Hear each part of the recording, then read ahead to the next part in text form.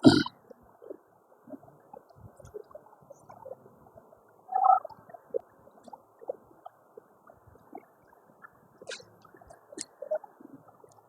X बराबर x square ये दिया हुआ है। आपको किन चरणों का प्रयोग करना होगा जो हमने कल हमने बताए थे पूरे स्टेप, उन चरणों का हमको प्रयोग करना है। सबसे पहले क्या करते हैं, इसको समीकरण नंबर 1 नाम देंगे। ठीक, हमने सबसे पहले एक्स के सापेक्ष अवकलन करेंगे। एक्स के सापेक्ष, अच्छा इसको बाय मान लिया करो, थोड़ा सुविधाजनक हो जाएगा, है ना। कैसे लिख लिया, बाय बराबर एफ एक्स होता तो बाई बराबर क्या हो जाएगा, एक्स स्क्वायर हो जाएगा। समीकरण नंबर 1, एक ही बात है। एक्स के सापेक्ष अवकलन किया, एक्स के सापेक्ष अवकलन करने पर तो कितना हो जाएगा, डी वाई बट्टी डी एक्स बराबर कितना हो जाएगा, एक्स स्क्वायर का हो जाएगा 2x। क्लियर है। अब यहां से क्या हुआ, पुनः वैसे तो एक ही मान आ जाएगा, है ना, तो फिर पुनः एक बार और अवकलन करना है। पुनः एक्स के सापेक्ष अवकलन किया, अवकलन करने पर तो कितना आ जाएगा, डी स्क्वायर वाई बट्टी डी एक्स स्क्वायर और बराबर कितना हो जाएगा, 2x का अवकलन 1 तो 2 हो जाएगा। डी स्क्वायर वाई बटे डी एक्स स्क्वायर। इतने से ही व्यक्ति समझ जाता है कि क्या होने वाला है। ठीक है ना। अब यहां से क्या होगा भैया, यह लिखा जाएगा फलन के उच्चतम या निम्नतम मान के लिए, है ना। इसमें 3 बातें होती है, द्वितीय अवकलन विधि लगा रहे हैं, यहाँ लिखे जाएंगे फलन की। क्योंकि सवाल बहुत सरल है इसलिए बड़ा अजीब लग रहा है, सवाल अगर बड़े आएंगे तो क्लियर हो जाएगा। फलन के उच्चतम या निम्नतम मान के लिए, है ना, क्या हो जाएगा भैया, डी वाई बट्टी डी एक्स बराबर क्या हो जाएगा, 0 हो जाएगा। डी वाई डी एक्स कहाँ है, समीकरण नंबर 2। समीकरण नंबर 2 से क्या हुआ, डी वाई डी एक्स की वैल्यू कितनी, 2x। 2x बराबर 0 तो x बराबर कितना हो जाएगा, 0 हो जाएगा।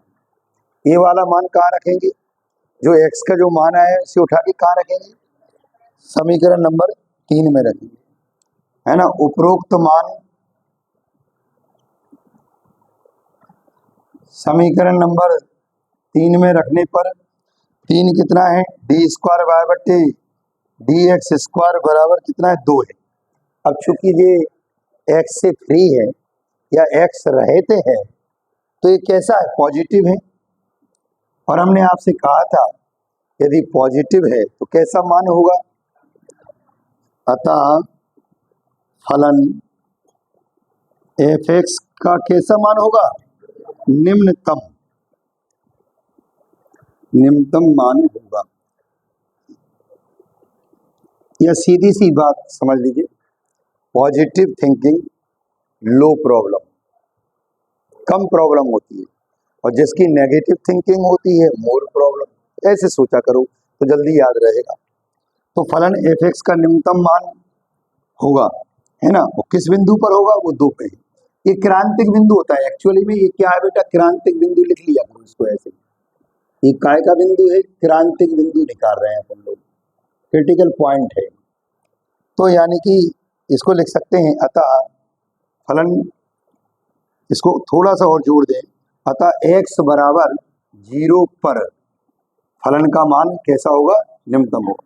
अब वो निम्नतम मान होगा कितना, उसको निकालेंगे समीकरण नंबर 1 से।